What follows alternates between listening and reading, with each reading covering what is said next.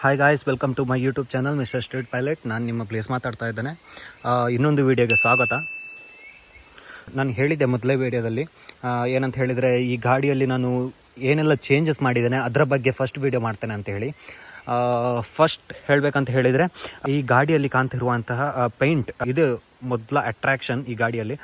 ಆ ಒಂದು ಕಾರಣದಿಂದ ಈ ಗಾಡಿಯಲ್ಲಿ ಕಾಣ್ತಿರುವಂಥ ಏನಂಟು ಪೈಂಟ್ ಬ್ಲೂ ಅಲ್ಲಿ ಇತ್ತು. ಅದನ್ನು ನಾನು ಅಂದರೆ ಡಾರ್ಕ್ ಬ್ಲೂ, ಆಲ್ಮೋಸ್ಟ್ ಬ್ಲ್ಯಾಕ್ ಥರನೇ ಕಾಣ್ತಿತ್ತು. ಆ ಒಂದು ಕಾರಣದಿಂದ ಅದನ್ನು ಬ್ಲ್ಯಾಕಿಗೆ ಕನ್ವರ್ಟ್ ಮಾಡಿ ಫುಲ್ ಬ್ಲ್ಯಾಕೇ ಮಾಡಿದ್ದೇನೆ.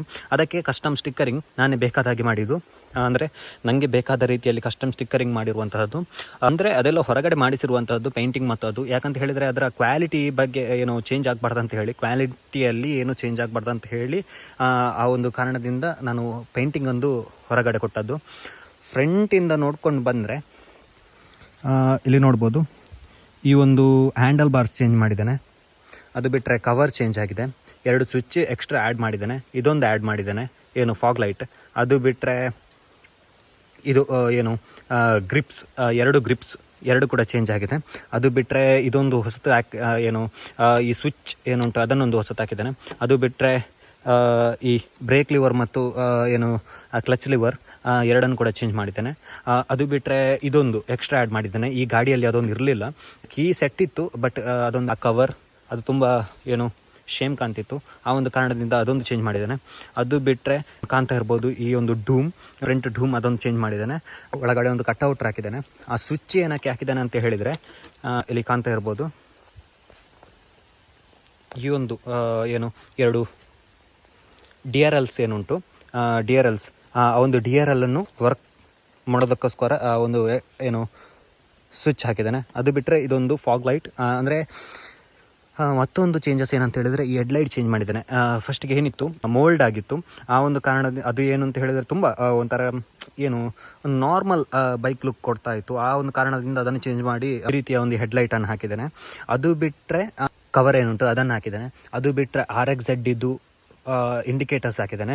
ಅದು ಬಿಟ್ಟರೆ ಟ್ವಿಸ್ಟರ್ ಇದ್ದು ಮಡ್ಗಾರ್ಡ್ ಹಾಕಿದ್ದಾನೆ. ಮತ್ತು ಇದು ಫ್ರಂಟಿಗೆ ಒಂದು ಸಸ್ಪೆನ್ಷನ್ಸ್ ಏನುಂಟು ಅದು ಮತ್ತು ಹಬ್ಬ ಏನುಂಟು ಅದಕ್ಕೆ ನಾನೇ ಪೇಂಟಿಂಗ್ ಮಾಡಿರುವಂಥದ್ದು. ಅಷ್ಟೊಂದು ಕ್ಲಿಯರಾಗಿ ಆಗಲಿಲ್ಲ, ಕಾಣ್ತಿರ್ಬೋದು, ಹತ್ತಿರದಿಂದ ನೋಡಿದರೆ ಗೊತ್ತಾಗ್ತದೆ.